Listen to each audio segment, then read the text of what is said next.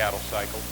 And as a remembrance, we've had a cattle cycle in the United States since the 1870s. So we do use that quite heavily as we think about where we're at today. And this is the third year of liquidation. We need to recognize that. So after 5 years of expansion, now we're in the third year of liquidation. And we'll talk about Mother Nature and drought, particularly in the West, how that's driving the ship today. But also in the top part of this illustration, you can see that productivity has gained over time, hasn't it? Tremendously. And you think about the different ways that we've gained productivity as an industry. The number one way is with weights. Basically, carcass weights increase about 5 pounds per year. That's the long-term average. And so we all recognize that's very positive as we think about an industry. But when we start thinking about demand and the comparison between cattle and the other proteins, let's remember we increase our weights or productivity by about 0.7% annually. The pork industry, 1% annually because of weights. Chicken, 1.3%. Turkey's 1.5%. And the dairy cow, she produces 2% more milk per each year. So, yeah, we're doing a good job. But let's recognize when we start talking about the demand side of the market that we, as an industry, it does cost more to produce beef than it does pork and poultry. And because of that, we need to continue to be the preferred product. And thankfully, we are the preferred product today. Also, discussion today, I think we need to recognize what's taking place in the dairy industry, and we'll talk about that in more detail. More and more beef production is coming out of the dairy herd. And historically, we used to harvest a lot of dairy calves as veal. Going back to the 70s, it was about 4 to 5 million head. Today, that's less than 500,000 head, and the rest of them are going to the beef supply chain. Forever, it was just a dairy, or basically a Holstein steer calf. Now it's a beef on dairy individual. We'll talk about that in more detail because it has changed the dynamics as we think about our product. So from a long-term perspective, that's where we're at. If we think about beef demand, I think this is a bright spot that as an industry, we can say, hey, we have done a good job over the last 20 years. You go back into the 80s and 90s, you can see the beef demand was cut in half. Why was it? Think about the product we were producing through that time frame. Was it palatable? Greatest going out of the cattle? And we had customers or pushback, if you think about from our product at the consumer level. Over the last 20 years, you can see the data there. Prices for beef, wholesale and retail, have increased at over double the rate of inflation. So what's that mean? More real dollars have came back into the industry. Now the discussion today, as we're all well aware of, those dollars aren't trickling down to the producer, are they? They're getting stuck above us in the supply chain. And we will talk about the bottleneck at the packing level in particular, that today is keeping most of those dollars there and less of them are trickling down, although some are starting to trickle down. So when you start thinking about that, the dollars are available. And really, from a demand standpoint, how have we improved demand? And we're going to suggest this is a matrix that says demand is better compared to our competition. You can see on the top, that's retail prices. You can see the price spread between beef, pork, and chicken has increased over time. We've been able to maintain a bigger premium. So that's constructive. And on the bottom side, you can see it market share. That's kind of the inverse of the slide we looked at previous. In the 80s and 90s, we were losing market share, weren't we? Tremendously. But now we're starting to gain market share for the last 20 years. I think this is telltale. Last year alone, we gained 2% market share through COVID. People were eating at home, and they were willing to spend more dollars on beef at retail compared to the other two proteins. That increase was very noticeable. And so you say, that's a great message. Great message for our industry. How did we get that accomplished? Well, there's a number of reasons, but we would suggest that a big driver of that has been that we've got a higher quality, more consistent product over time. So as you think about this, just looking strictly at grade, but also consistency is a big part of the message too. Because as you think about it in the news today, there's a lot less pushback for beef from a health standpoint. The keto diet is a good example of that than there was 30 years ago. Also, we would suggest you've got a better product. If you looked at the gradeability has increased over time, do the math there between 05, 06 low spot and where it is today. That's about a 29-point increase in prime and choice. Of that increase, 75% of that increase is in the top two-thirds choice and prime. Last year, about every major retailer in the U.S. started to feature prime products. Couldn't go to the restaurants. Nobody was going out. So more and more of that product, our consumer was looking at it at retail. I would submit that we have trained our consumer to take a bite, so to speak, of the better stuff, and they're saying we like it. They're voting with their dollars. And because of that, I think it's a very bright future as we think about beef demand as we go forward. We're concerned today that we're probably pushing the price point retail farther than we need to, quicker than we need to. We're starting to get a little bit of pushback. But from a long-term perspective, I think this is very good data as we think about it. Now, we all understand when we sell fed cattle that more and more of them are going on a grid and formula. And we've got drivers there. Yield basically is a big driver, and also grade is a driver. From a yield standpoint, you guys fit the bill. You think about the product you're producing. The other part of that equation is the grade. And some folks in your organization have made that leap. Others probably haven't been as aggressive. This is just data to look at from a gradeability standpoint. Obviously, yield drives that premium very largely most of the year. But there's times of the year, in particular where we're at today, where grade is driving a bigger part of that premium.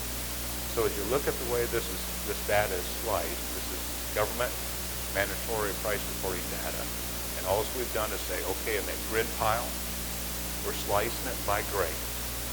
You can see the higher grading cattle have a bigger premium.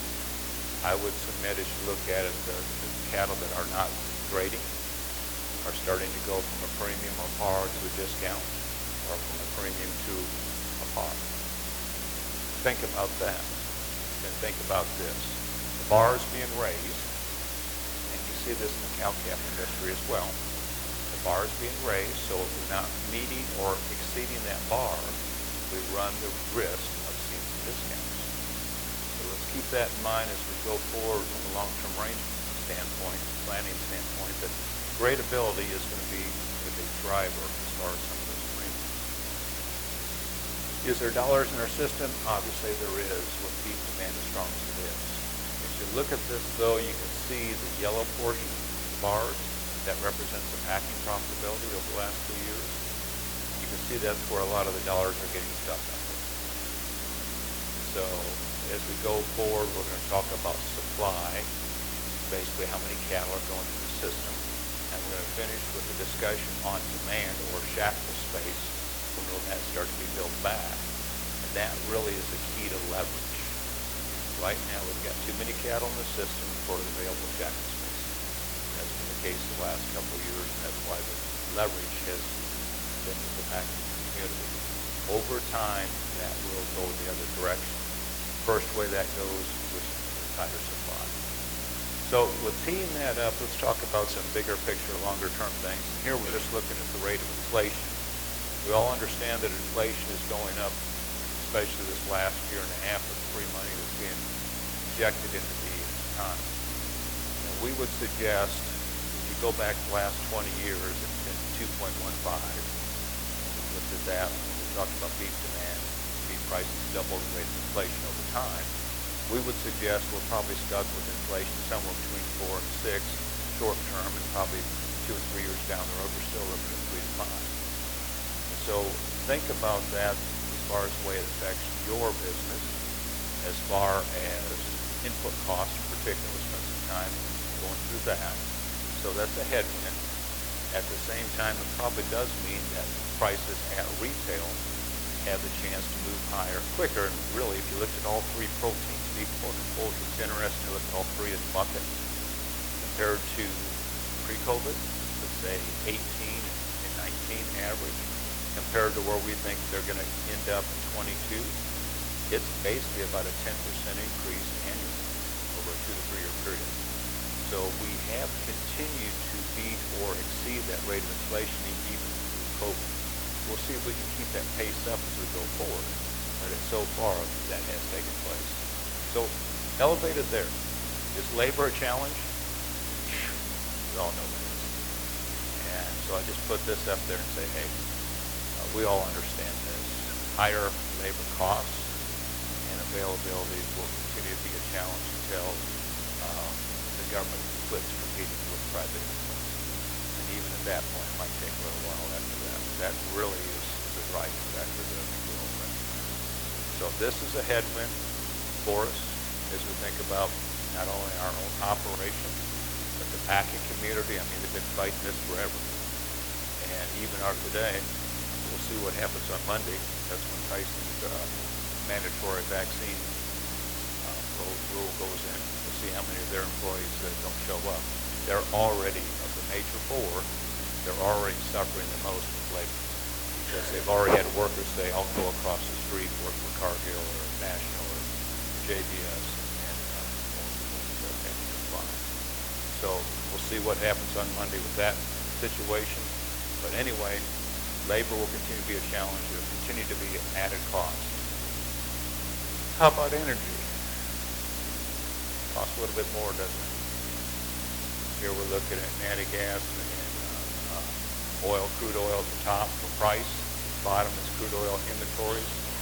Just making a couple comments here. Not only does it affect our business as far as input costs, but also it affects our consumer. Just some rough numbers there. For every dollar increase in gas, it's about $500 out of each driver. That energy cost as far as heating bills for the winter estimated to be probably 100, probably more than that, 200 to 300 is what it looks like now as the prices continue to go up. So that's money out of their pocket to spend. You know, it's a headwind. So not only is this a headwind, just thinking about our operation as far as expenses, but we can take that one step further and talk about production for grains and fertilizer for pasture. It's another increased cost. Not only for your operation, but also if you're selling cattle to a feed yard or somebody up the chain, think about what their grain costs are going to be as you go forward. So fertilizer costs are higher, more than likely to stay that way with energy costs the way they are as well. We are in the process of finishing the harvest in the north. This crop is getting bigger as we're going through harvest. The yields are better than people expected. Despite that, the corn is breaking out on the top side, future standpoint. So what gives? Well, basically, this is our opinion. The markets, the futures market in particular for corn, is trying to buy acres for next spring already. You've got soybeans that are going to be well supported, even though they're having a big crop. Exports are great to China. Corn exports for next year alone are already 500 million bushels, as far as what they bought out front. So you've got that. You've also got high fertilizer costs. It costs more to plant corn than it does beans, so corn has to be in relationship a little bit higher to beans to get the acres. Cotton's high, it's going to get the acres. Wheat's high, they're going to get their acres. And so it's going to be a battle as we go into next spring. And therefore, we do think corn will stay a little bit more elevated than we think logically it should. That said, you can see that we do think we'll see a little bit of price relief on average next year compared to this year. But it still is very elevated from a long-term perspective. I would also say, take a look at this chart and look between 2008 and 2013, when we had elevated prices. And back then, that's when we introduced use of ethanol. So we decided to take 5 billion bushels of corn and produce ethanol. And it took the U.S. farmer those years to build the crop or build supplies to meet that bigger demand. Then they had that accomplished, so you had a number of years where we flatlined price. Now it looks like we're at a new kind of trading. Remember those years when we look at pork and poultry production in particular, because those higher prices do stymie, so to speak, their profitability and production of the other proteins. Just an illustration here, looking at hay and corn, the correlation there. It is correlated, sometimes it's loosely. Obviously, when we're looking at hay, it depends on where you're at geographically and what kind of moisture you've had. Obviously in a lot of the south, especially the southeast, you've been blessed with better moisture this past year. We look at the drought monitor map here, and there's a lot of the country that are suffering, and because of that, there's some pretty stout hay prices in areas that, frankly, we're seeing the liquidation of the cattle herd. Okay, here's the formula. Talk about expansion or liquidation over the next couple of slides. It's pretty simple. You got to have the cash, you got to have the grass. So Mother Nature has to smile on you as far as having the resources, and then the calf value has to be stout enough that you see incentive or you're optimistic for the future. So as we think about it today, calf values they're running about 20 bucks here in the second half of the year. They're running about 20 bucks higher hundredweight than they were the last 2 years. Now they've been depressed, I understand that, but they are substantially better. Challenge we've got in a lot of areas of the country is Mother Nature, and we still are in a La Nina weather pattern. You can see this pretty predominantly as you think about particularly in the west and the north. We have had a big front that went through California last week. A lot of that went on through the northern plains, so this is better than it was a week ago, but still has a long ways to go. We would suggest, and all we're doing is taking a look not at the light yellow, but take a look at, which is abnormally dry, but take a look at the moderate drought and beyond. You still have about 30% of the U.S. beef cow herd in drought. So that's a major headwind from a U.S. total standpoint as far as expansion. Remember, we started out suggesting this is the third year in a row that we're going to liquidate. With that said, here's just the data to back that up. The top left is beef cow slaughter. You can see it's running a quarter million or 10% above a year ago. So we're killing the cows today, which means we're liquidating today. You take the bottom left, that's looking at the percentage of heifers slaughtered as a percentage of total heifer slaughter. You can see it's above 37%. That's a rate that would suggest we're liquidated on the heifer side this year as well as the cows. And the lower right is the movement of heifers in the country. In other words, what percentage of the movement of feeder cattle and calves is changing hands? And it's very elevated. And if you look at it, especially in the spring, early summer, breeding time, it was very elevated. It would suggest to us that it had a lot of folks that had kept back heifers last fall. They came to this spring and they looked at the feed situation and they sent them down. And that's particularly true in the northern plains and the west. Because of that, you think about, well, what are we doing with the heifers that should have got bred this year? They're starting to go into the feedlot production chain, which means that more than likely next year will be a liquidation year on top of that with the drought monitor map as backup. Now, I understand if you've been blessed with good moisture, calf values where they're at, we are going to see some expansion starting now. We've got folks that are doing that, especially in areas of the country that have feed.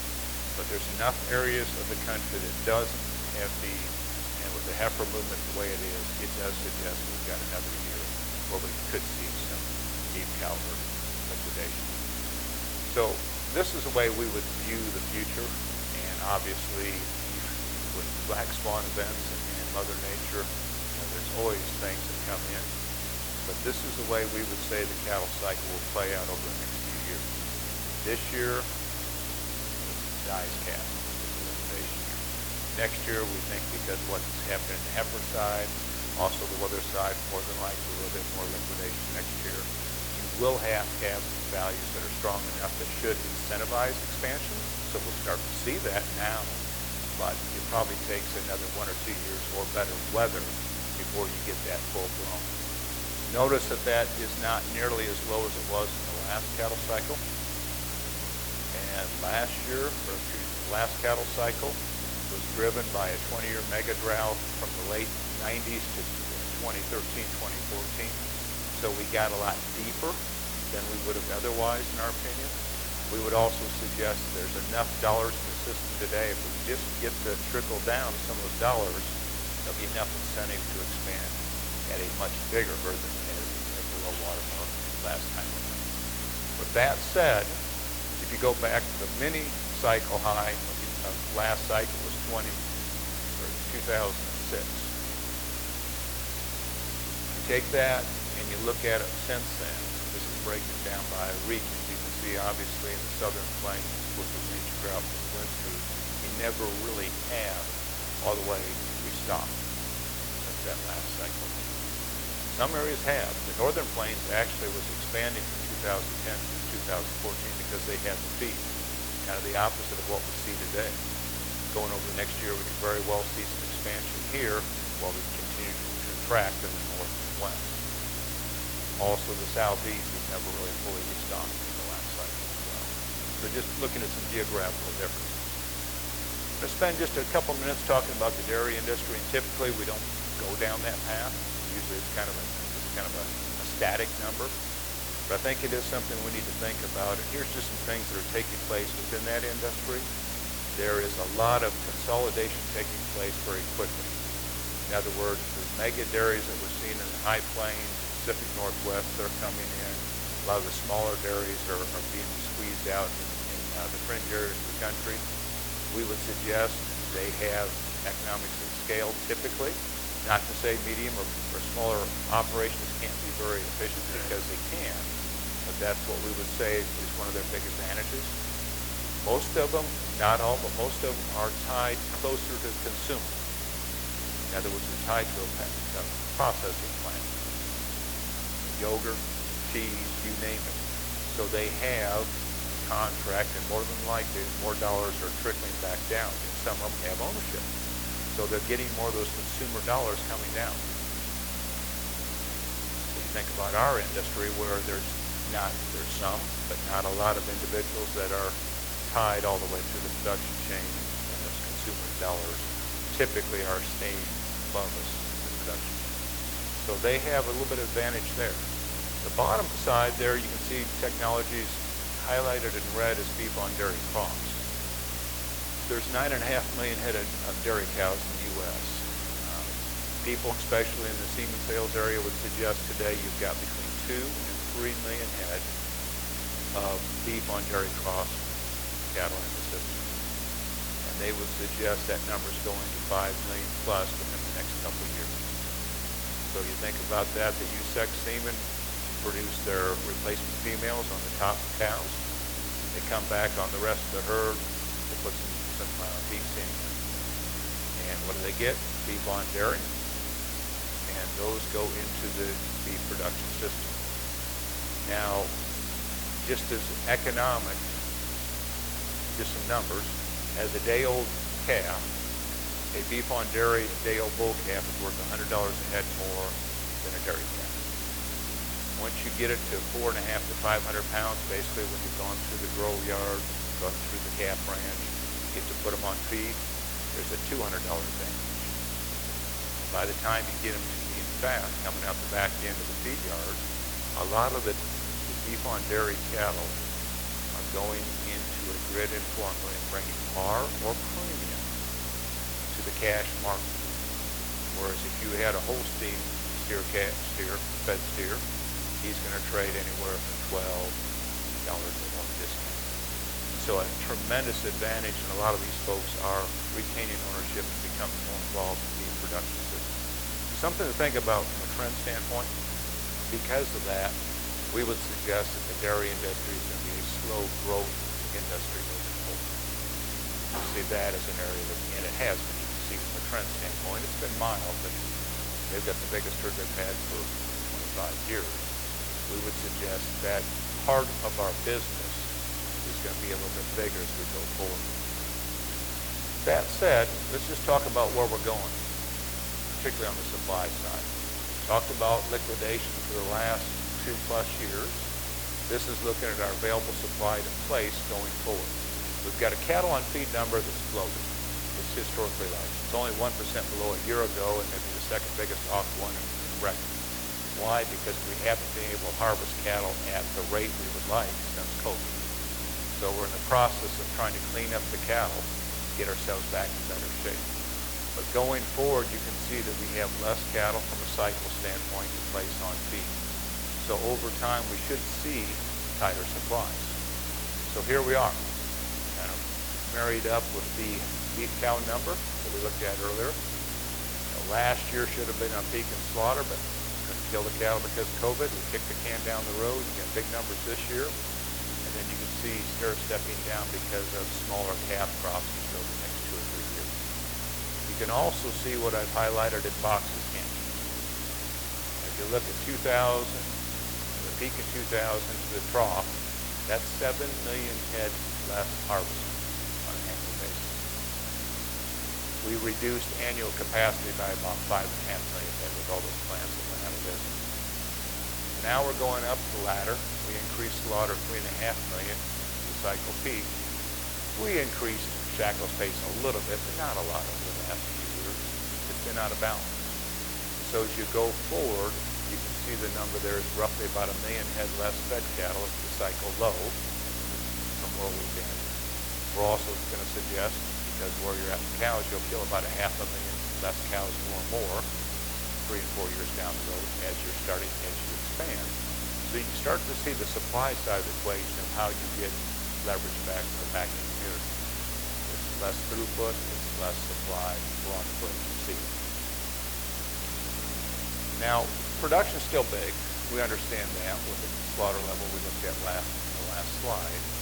Something that's been extremely positive this year, long term, but especially this year, has been the trade.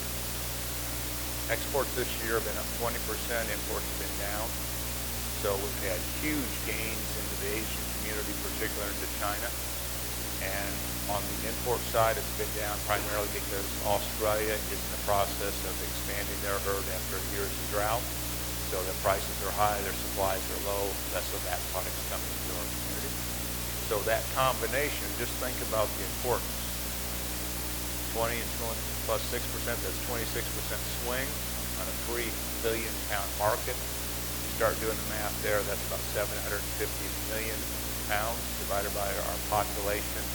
It means on a per capita basis that instead of having supplies down 0.5 pound this year, because of the balance of trade, if it was flat, we would have had 1.2 pounds more beef on the market this year because of our bigger production. So it has been a huge factor this year when we talk about prices and supply. And not only is beef exports good from a taking tonnage off the market standpoint, just think about the last graph, but also think about wholesale prices. It adds one more aggressive buyer in the wholesale beef market. You've got domestic, both food service and retail. When you add record exports onto that, that makes a much more aggressive market for wholesale. So because of that, you can see where we're at, and you can also see because of the tighter supplies going through the system, you can see the supply side is shaping up to be friendly as you go forward. Let's roll in pork and poultry. And just a short version of the pork is that they're making money this year, but they lost it last year. This is just looking at producer margins. The red line last year in the summer, they had the same problem we did. No leverage. Producer lost money. What did they do? They killed 14% of their sow herd, or increased their sow kill 14% last year, and went from bigger production to down production 2.5% this year. They can turn their ship around a lot quicker than we can. We all understand that, and they did. And so they went from absolutely very little leverage like we have to strong leverage this year. You can see the profitability. But despite that, they're not expanding. There's something different there, and we're seeing it in the poultry industry as well. Yeah, they intend to, but there's some roadblocks. Labor's a big part of that. Prop 12 in California is a big part of that. The Chinese pulling back on their pork imports is a little bit of that because that drives a big decision, particularly for Smithfield, which is Chinese owned. And also, both the pork and the broiler industry are basically mature industries. So if they want to expand, they have to physically build brick and mortar. So that's a big challenge today as well. Question? My thought is that it will not. I think it'll be kicked down the road, probably stay in the courts. Hopefully it does not stand, but we don't know. I think that because of the uncertainty, that's why a lot of the pork producers are saying, we're going to wait and see what happens. We hope it doesn't stand, because if it does stand, you'll see the next state and the next state, including the state I'm unfortunately live in Colorado, and in California. So, good question. So there's some things there that they're slowing their decision-making process as far as expanding. And I also mentioned about high feed costs, input costs. That's a big part of it too. The poultry industry, they should be expanding like crazy. They've got huge margins today. And you have seen a number of them announce that either they're looking to build or they're expanding the plants, so they're going to do that, but at a slow pace. So they're facing some of the same headwinds and uncertainties that the pork industry is facing. So you roll it together, this beef, pork, and poultry production. You can see that 08-13 area where we flatlined. High input costs, corn in particular. We also went through a recession, obviously. That's kind of where we're at again. Looks like we're kind of flatlining supply here for a few years when we talk about production. You know, that's after we had a 5-year stint where we increased production 2.5 billion pounds a year.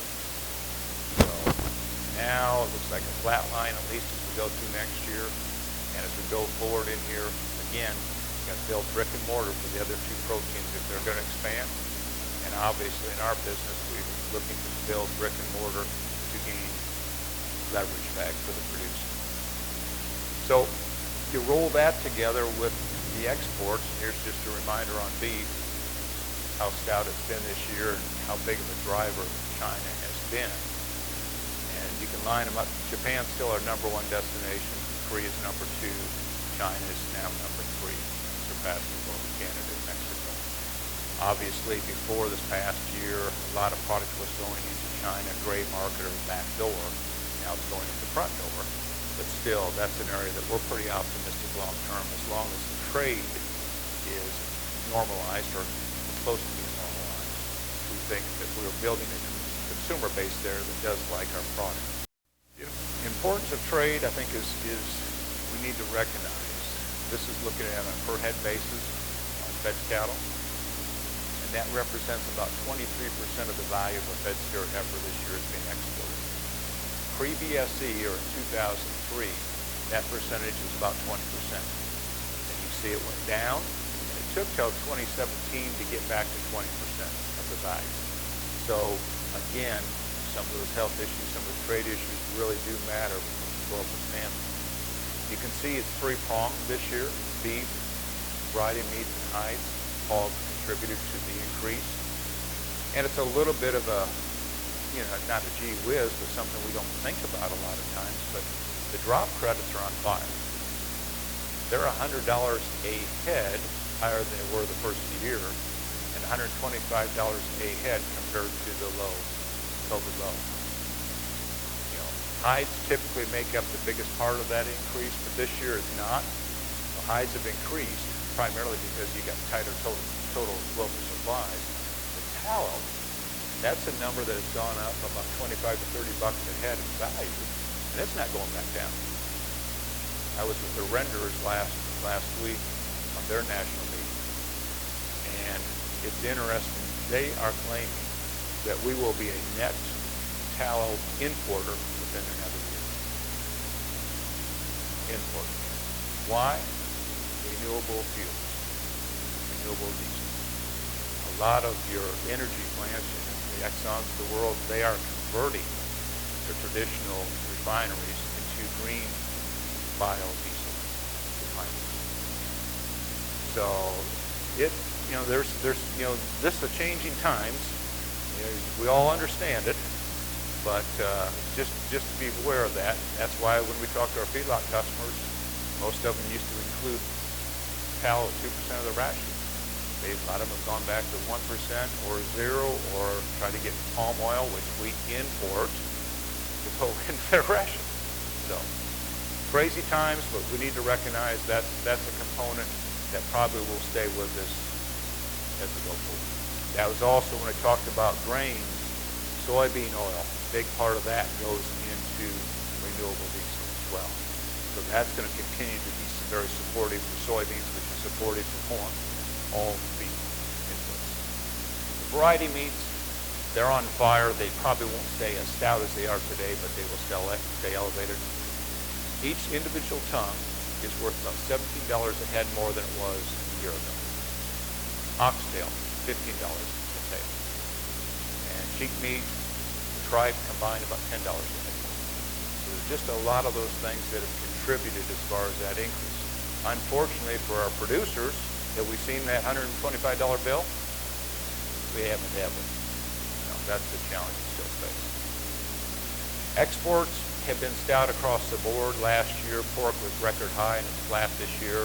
China has backed off as far as the amount of pork they've increased or they brought in, but the other countries have offset that. So if you look at this, it's very supportive. And let's remember the pork and the broiler industries, they have expanded over the last 20 years on the backs of the world. Per capita wise, we're not eating any more pork than we did 30 or 40 years ago. Chicken, unfortunately, we are, but a big part of their increase is because of their increase in exports. So that's constructive. You roll it together, and we talk about China here, and this is just a reminder that our exports to China are great. Look at what percentage of the pie we're getting.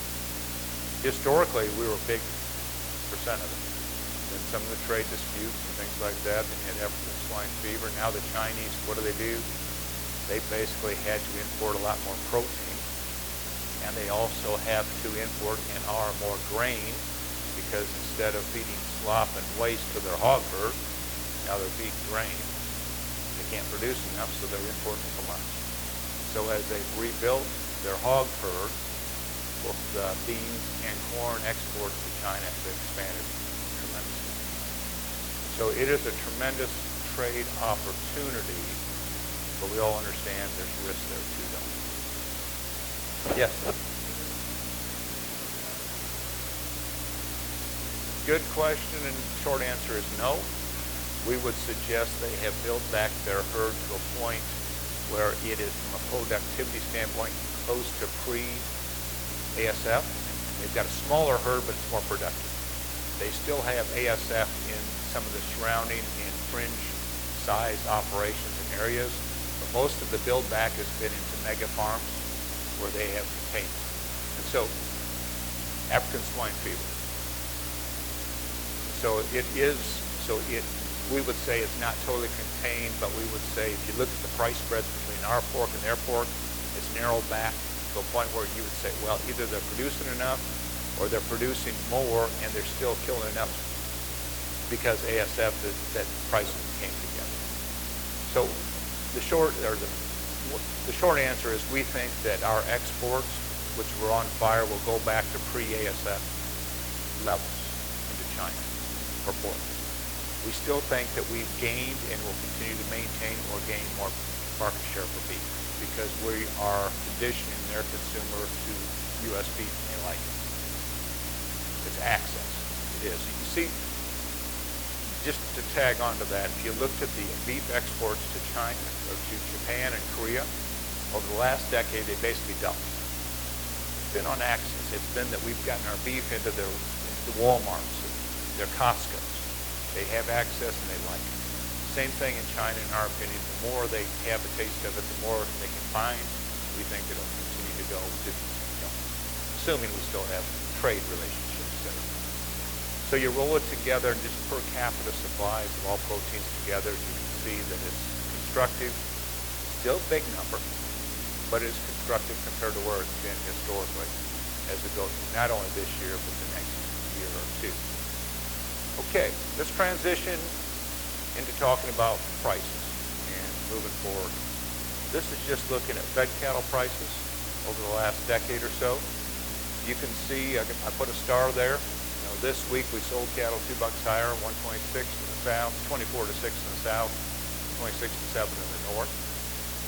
And basically broke out of the 24 to 5, which had been resistance. It tells you technically 130 is your next stop. Cash market, even though it's in the process of breaking out to the top side, it hasn't broke out yet. And we're going to look at that. We're going to look at feeder and calf values. And we're going to look at the futures and just try to get a vision of what the market should look like and what the market's expecting going forward.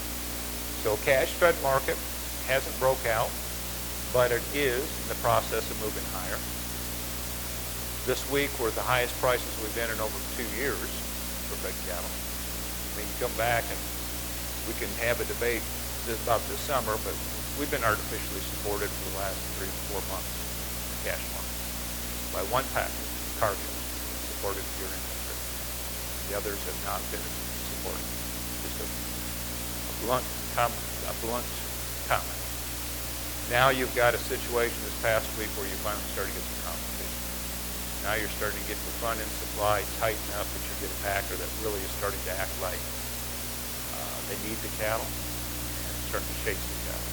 So hopefully as we go forward, that's that leverage conversation that we should have some better leverage as we work forward. So seasonally, the market should be a little bit better in here going against the holiday rib business. They have to chase the grade. They've already sold the ribs for Christmas. Now they got to find the cattle to kill to fill those orders. So that does drive the market typically into the end of the year. I'll also go back here just as some comments here. I think it's important. Think about where we're at. This is a non-expansion or basically liquidation season.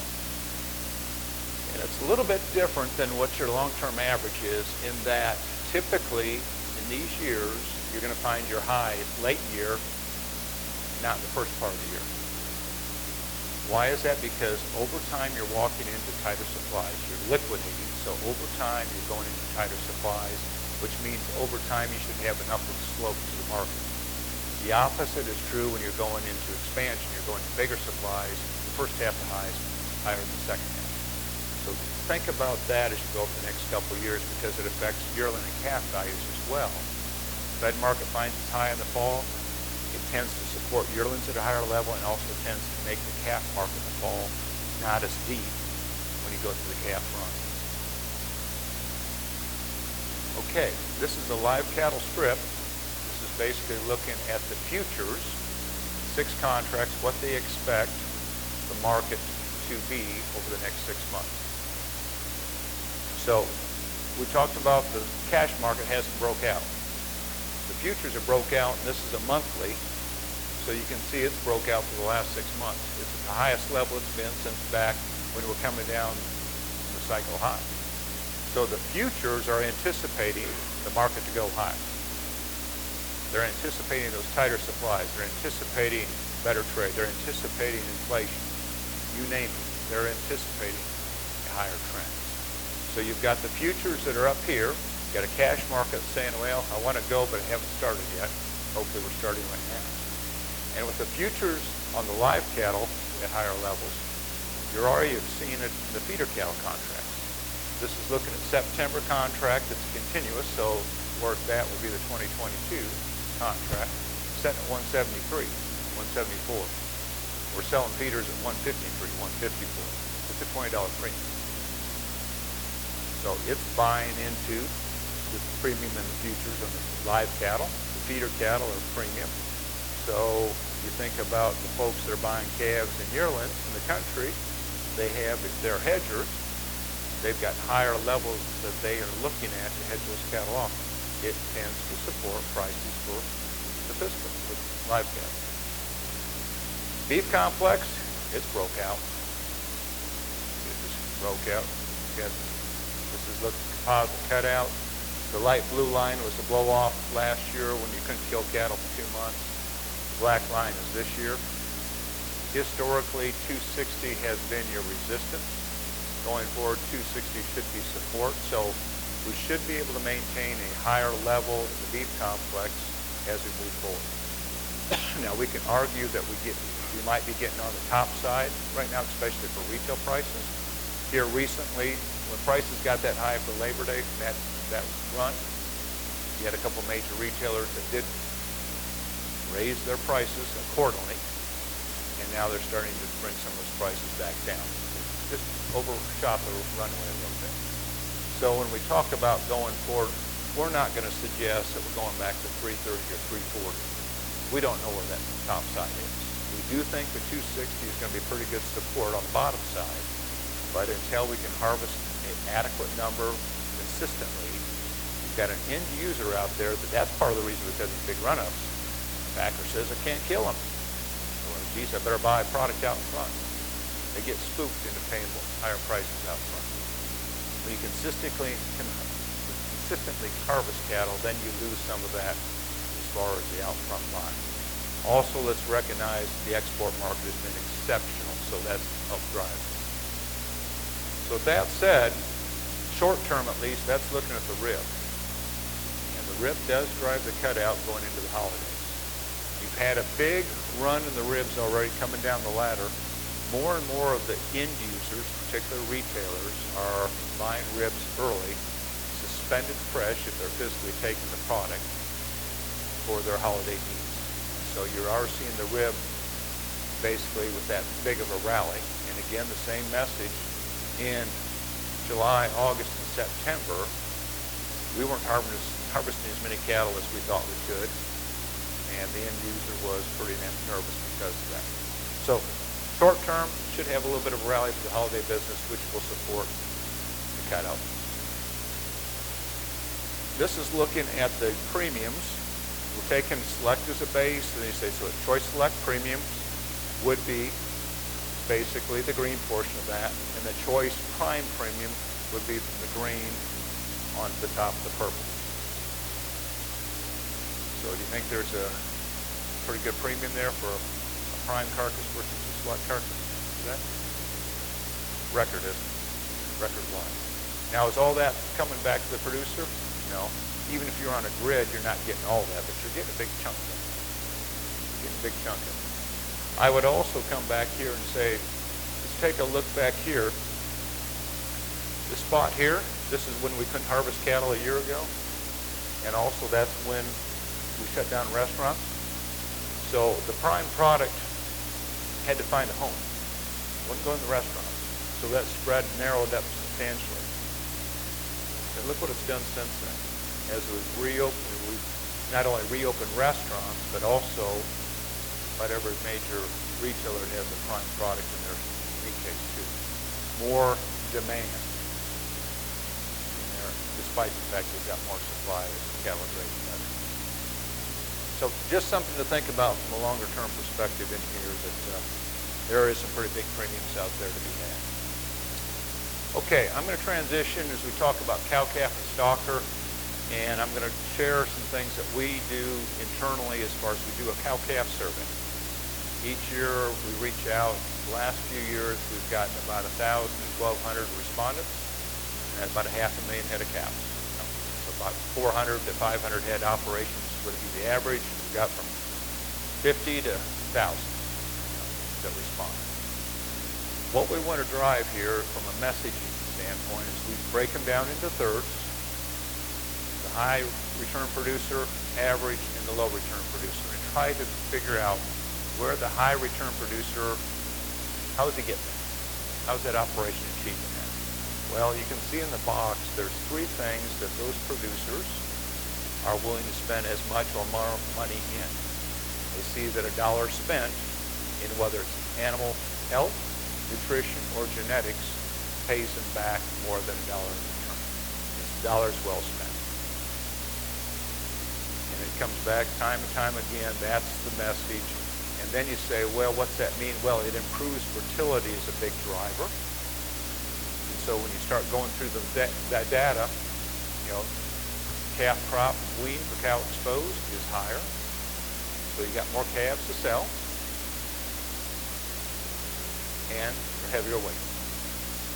Head in pounds, what you got. So they're willing to spend dollars where it pays dividends from a fertility standpoint coming back down the ladder. The genetics point, what we would suggest there, and this is looking at how many dollars they spend on a bull compared to what that average calf crop brought, and you can see the correlation there. The more you spend, the more that calf's worth. I would submit this is only part of the reason to spend more dollars for genetics. So typically, if you're willing to spend more dollars for genetics, you have an end game in mind. You're not more than likely going to sell them as a calf. A lot of times you can retain ownership because you know the genetic ability through a stock or a background or a feed yard, and also might be relying with a premium program on grid. So this is just part of what I would suggest is reason for the premium. So those are some of the data that comes back consistently.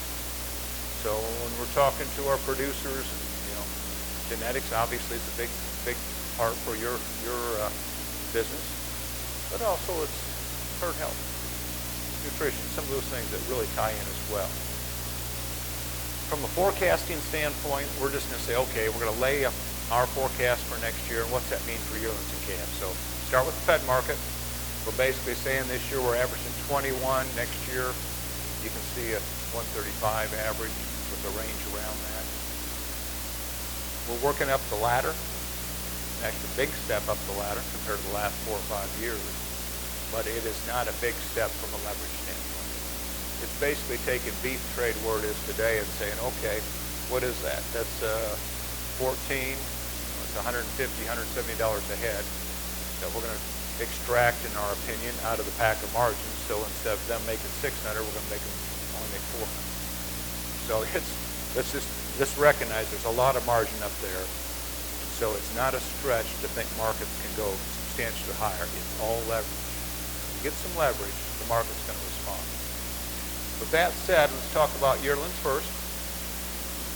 And you can see the comment there that yearlings since the middle of the year, that's the highest we've been since 3 years.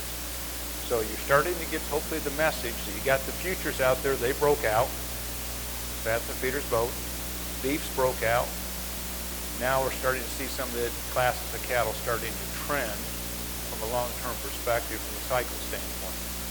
Also, you can see the purple dashed line is non-expansion years. So you can see that prices tend to hold together better through the end of the year compared to seasonal years. That corresponds with what the Fed market suggests. If we look at the feeder market in years to go forward, we're at 153, or excuse me, 153, I believe is where we shut down yesterday. We're probably at the low side. If you want to change that 2022, I'd say we're probably not going to be cheaper than we are today all next year. You'll start out with that seasonal there and work from there. And if you're going to talk that 180 or 175, you can talk that seasonally out there in August or September where you typically do. Okay, a couple things to think about before we look at calf values. And that's retained ownership, and not only for yourself, but also for your customers if, on the calf crop that they produce. Think about some of these things. This is just looking at a backgrounding operation. All we're doing is taking a 5.5 weight in the fall and making an 8.5 weight in the spring.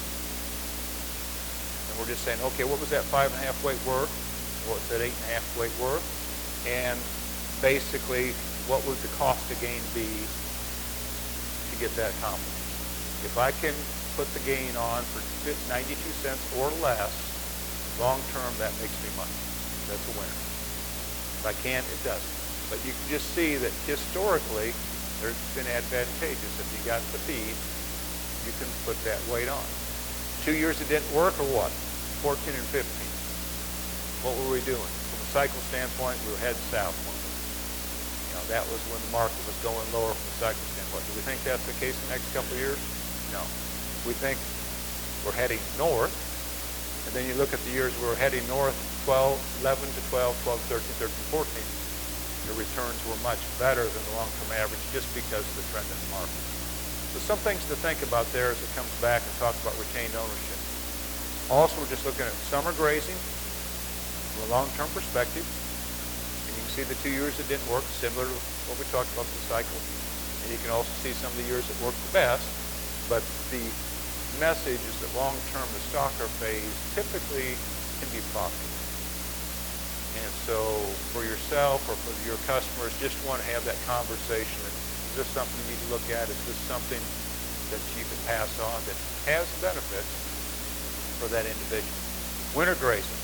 We're running them on winter grazing, typically wheat. You can see historically that's been a very good program. So all these are just kind of tee up as far as not only from a long-term perspective, how does it fit your operation, your customers, But I think particularly it fits in very nicely with where we're at from a cycle standpoint today. Just because where we're at, prices are just in the process of starting to move higher. And it's not rocket science. If the market's going higher over time, owning the commodity or owning the cattle longer typically does pay dividends. Calf market. You can see our comment here for the second half of the year. Obviously, you have your turnout time highs typically in the spring. But for the second half of the year, calf values have been the stoutest they've been since 2015, or when we were coming back down from the cycle high. So they have, we all understand the last 2 years have been extremely depressed, but we are substantially above where we were the last couple of years.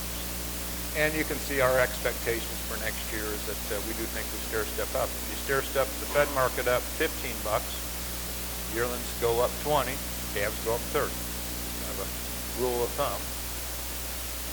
As long as our cost of gains are not below, or stay where they're at, or hopefully cheapen up just a little bit. That's always a wild card.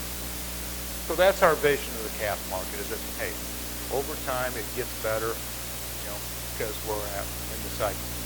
Our coal cow market. Coal cow market, all classes of cattle bottomed in 2020, except for coal cows. They bottomed in 2018, and have been trending higher since then because of stronger demand, hamburger demand, in particular line. And so even though we've got big cow cattle this year, yes, we've got less product coming in from Australia, but you can see that continue to trend higher compared to the last couple of years. We think that trend will continue. We think they're higher again next year. Let's remember, back in 14 and 15, we sold a heck of a lot of coal cows on an average well above $1 a pound. So as you think about where you're at from a cycle standpoint, I'm going to say they're up 72 cents. There'll be a year where they're up. There'll be a year where they're worth about $1 a pound at some point over the next 2 or 3 years. Just thinking about it from a cycle standpoint.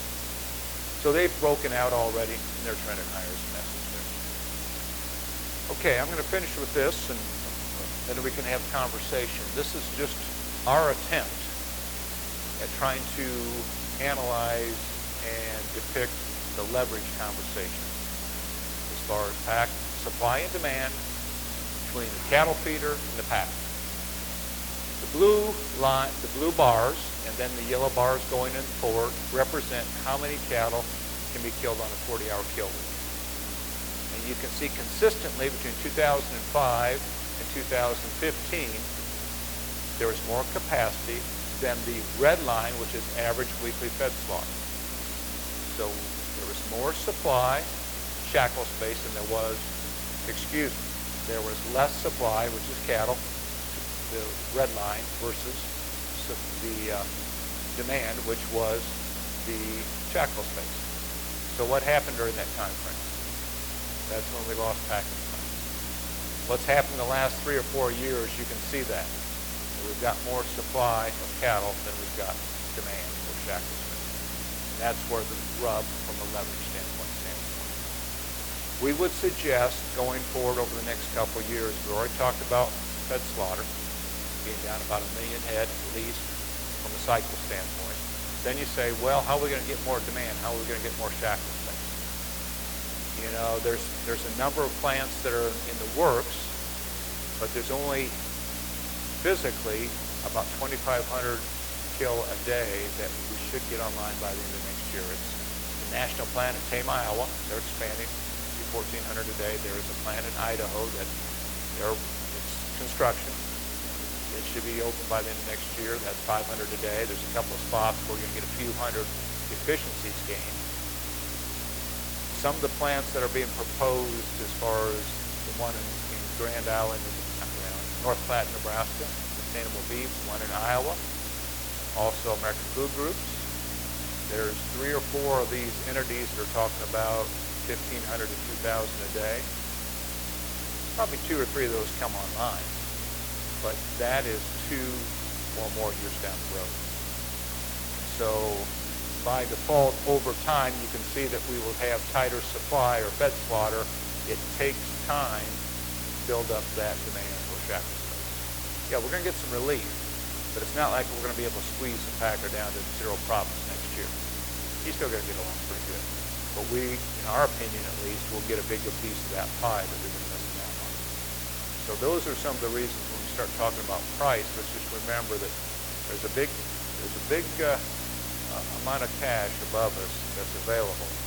We just have to have some of the leverage to get that back to trickle down increase. With that said, let's open it up for questions, comments, anything. Yes.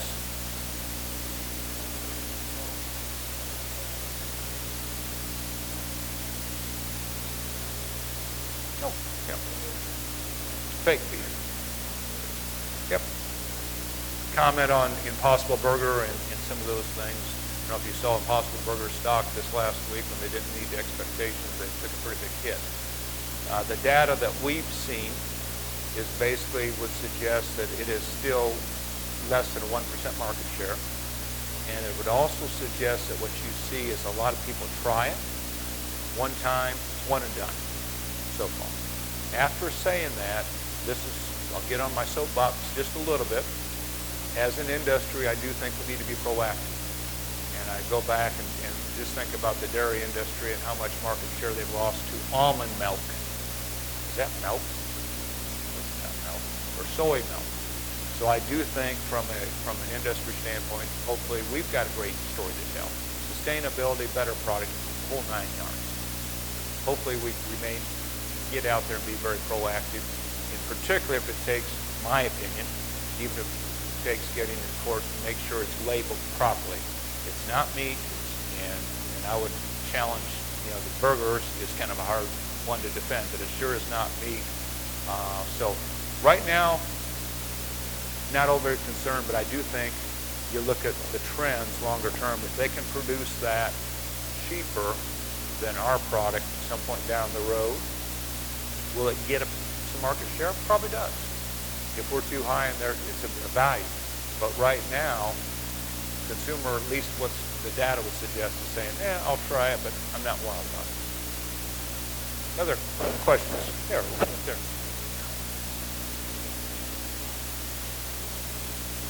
Lamb, goats and lambs. I'll be honest. We do not per capita lamb consumption. I believe is about 0.2 of a pound per person. And so we just don't factor that in.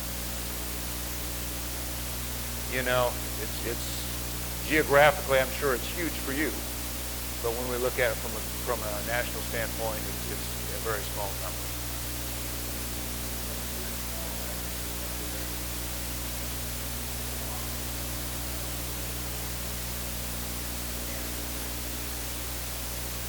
Yeah. No, that's a good question. And one thing that we would say is yes, obviously in certain areas it does affect. And it probably was not as severe or did not affect as much as the prior year storm in the north. But one thing that we are seeing, just, we track the relationship between what you're seeing USDA's January 1 report, July 1 report, versus what's actually going through the system as far as the amount of cattle being harvested. And it would suggest that the government probably has told us the calf crop the last couple of years is a little smaller than it actually is, because they've had a smaller calf crop in relationship to the cows. They haven't liquidated the cows down as fast as the calf crop. And so is part of that your question about weather? Maybe that is part of it, but I think that'll be played out over the next couple of years.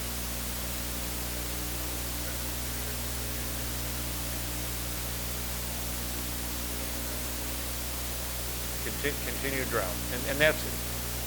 And what we've got built in, just our weather forecaster, Dr. Art Douglas, he's been with us for 45 years, and he would suggest, and this is the way we are interpreting weather as we go through 2022, is you transition from La Nina, where you're at today, to, he would suggest something, I hate to use the word normal, but transition out of that into a different pattern by next summer. And so some relief in the west and the north as you go through 2022, but the damage has already been done for next year. You know, you look at that drought map, you look at feed prices, and then you look at what we're doing with the heifers, and it all suggests that's why we've got liquidation occurring next year. We offset that by some expansion here in the east, where we've got good moisture and better calf values. But we still say we're liquidating again next year. Head one in the back.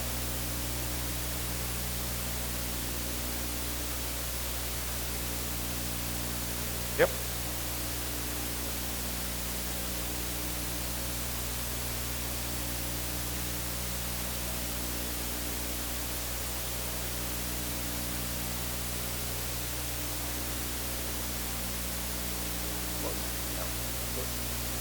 Those plants generally were taken offline and were taken apart.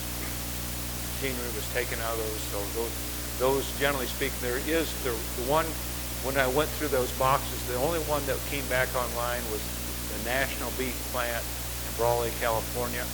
Went off, and now that's back as One World Beef.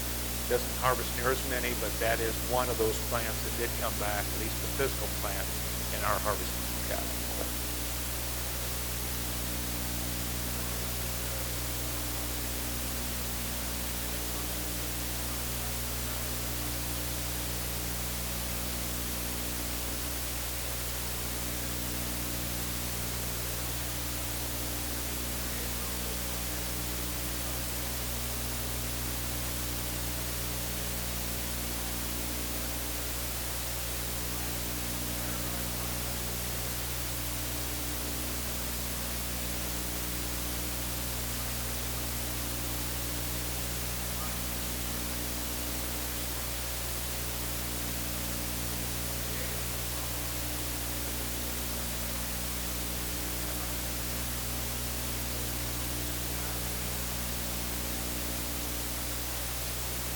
Good question.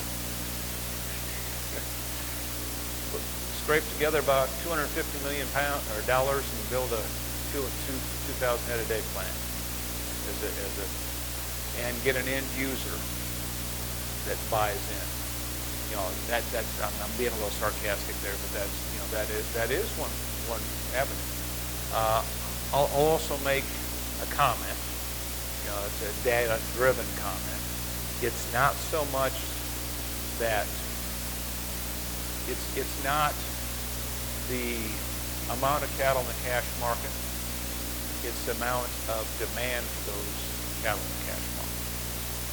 Go back to 2014 and 2015. We had the highest prices on record. We had the smallest amount of cattle in the cash market, percentage-wise. What was the difference? The packer needed those cattle. That's the difference. Supply and demand. I know that's a tough message, but that really is the imbalance of the amount of cattle that are in cash compared to the demand. We don't have enough demand for those cattle because they've got X amount already floored, and so you know that's a big part of the challenge. It's a tough message because we would all love to see more transparency, more negotiated cash. I prefer, and I think industry's starting to feel that a negotiated grid on more cattle would be beneficial, and you're starting to see some of that push take place over the last few months where more cattle are going into that bucket. If it's true negotiation, that's great, because it is. It's kind of a win-win for the producer and the industry. I'm still getting a negotiated transaction, but I also have the opportunity to have my cattle achieve a premium if they're better cattle. Right now, if I've got better cattle, I can't afford to put them in the cash market because, you know, they would bring a premium somewhere. Good question. Back row. Well, I had a labor chart up earlier, and all I said is it's going to be tough to find labor, and it's going to cost you more. And that's one of the challenges that the packing community has and probably will. You know, even though they are theoretically open today, you know, and running, most of them would suggest they're running at maybe 90% or less of what they could have ran pre-COVID, because they still are scrambling for workers. They still have to take more time to get them in and out of the plant. They still have to have some spacing, you know, some of those regulations. And they would also suggest that longer term, depending on what we have for a immigration policy, is going to be a big driver on labor availability going forward in here. Just not enough people coming in the pipeline want to do it.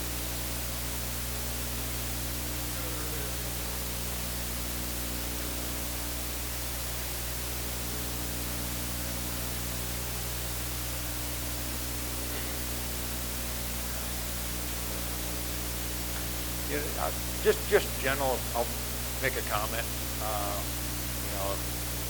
And my comment is efficiencies.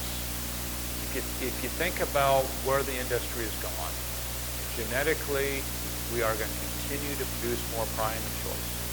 In fact, we're going to see that number, and I talked about of the 29-point gain, that 75% of it was in the top two-thirds choice and prime. Beef on dairy is going to push your prime up quite a bit. Top two-thirds choice. So the industry is going that direction, rightfully so for the quality of product. Efficiencies, in my opinion, are now getting a lot more of the tailwind, and that to me, the higher the feed, more efficient cattle have more value. So to me, that is a spot going forward, especially for your breed, that you need to make some hay and push pretty hard, because higher costs, hey, we can convert better.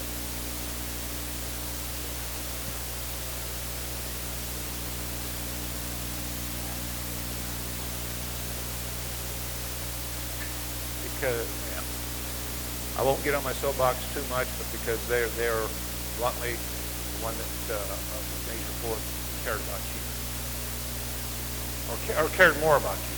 The others might say they did, but why would Cargill be at 24 for 8 straight weeks and everybody else ought to be 10 over? I understand supply and demand moves are sold at about 10%. And I think everybody in the industry that sells cattle knows that. The only reason you didn't, because one packer said, enough's enough.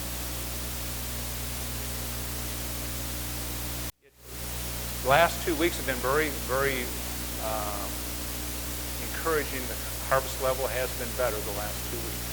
And so if you can, I mentioned a couple of the packers would suggest they could kill about 90% of what they could before pre-COVID. If all of them could get to that point, or a little bit better, you would speed up your efficiency, or you'd speed up your leverage gains going forward. So it's a combination. You got to kill them on the front end. You got to place less on the back end. So we are in the process of starting to see that, but at the same time, it is going to take time. And to that point,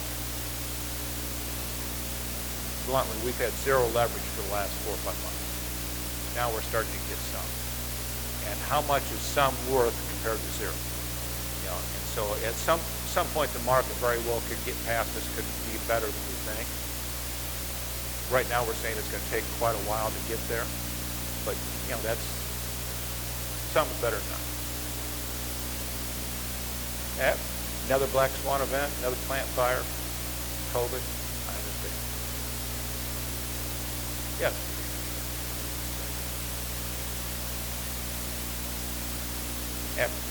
Absolutely. I think all the new plans, as far as what their plans, and also some of the revamps, remodels, all of them, I think, would suggest they're trying to save labor. And that's the direction we're heading, and happy, or robotics. Yes.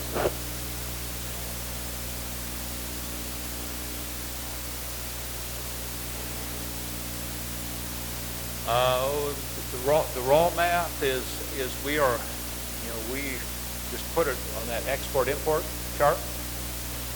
That's almost even Steven. We're exporting more than we import, but not by a lot.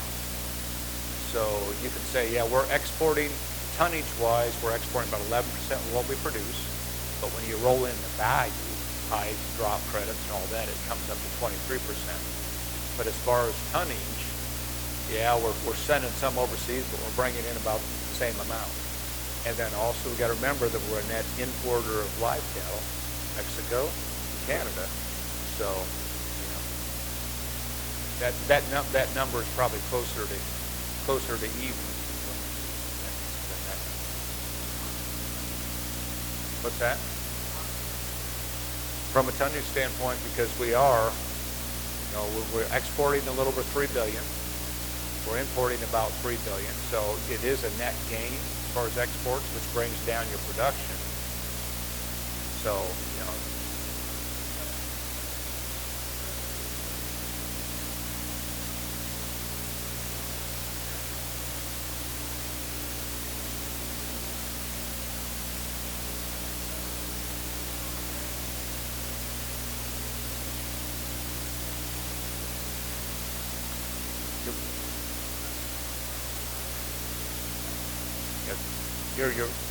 your point is valid. Pound-wise, not as much. Dollar-wise, absolutely, because the dollar value of what we export is so much higher than what we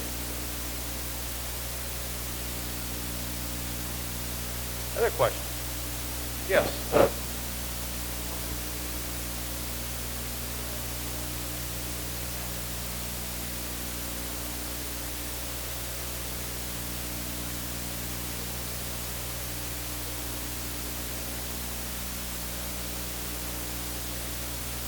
Good question.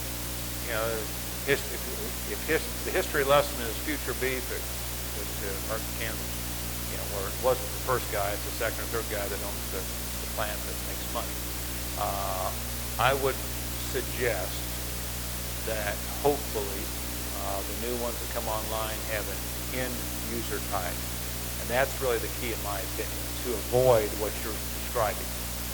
If I'm trying to sell commodity beef and it costs me $100 a head more to process than a Tyson, what's to say they won't undercut me right out there?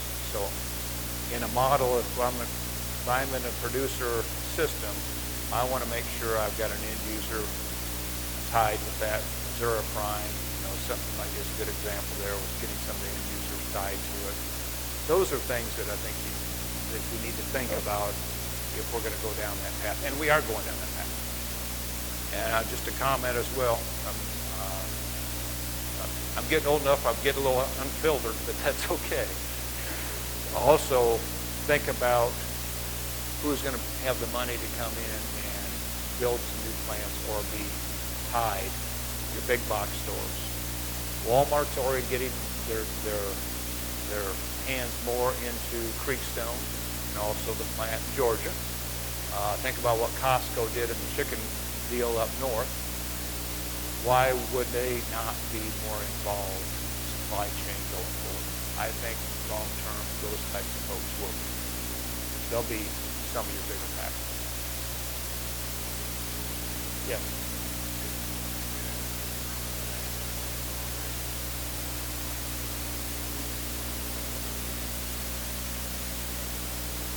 Is there room? Good question. If you can tell the story properly and can withstand it for long enough, that's the challenge. It took them years to get that rascal up and running. It wasn't easy back in the 70s when they started that. So remember, they've been at it for a lot of years. Is there room? Absolutely. You've got the message to tell, but you can't expect it to go from 0 to 100. Now, the Herbert folks have had a challenge there. They've had their certified Herbert. They just have never gotten much traction. So you've got to have a story. You have to start small. You've got to start regionally. You've got to be able to get out there and peddle your story. I'll just tell you a story. Mick Golden used to sit at our table. We raised the Angus cattle. Remember my dad taking bulls down to the local IPA and showing people why they were going to buy certified Angus beef. It takes grassroots efforts to build it. So just good question. Long term, something you want to go down. Make sure that you're thought it out. You've got that end user. You can tell the story. You can hang with it. Other questions? Comments? Well, good. Tell you what, it's always a pleasure to get out and talk to folks. I'll hang out. If you want to corner me after the meeting, want to talk about something, feel free to chat me up. I do appreciate it. It's good to be with you. I really do wish you all the best as you go forward.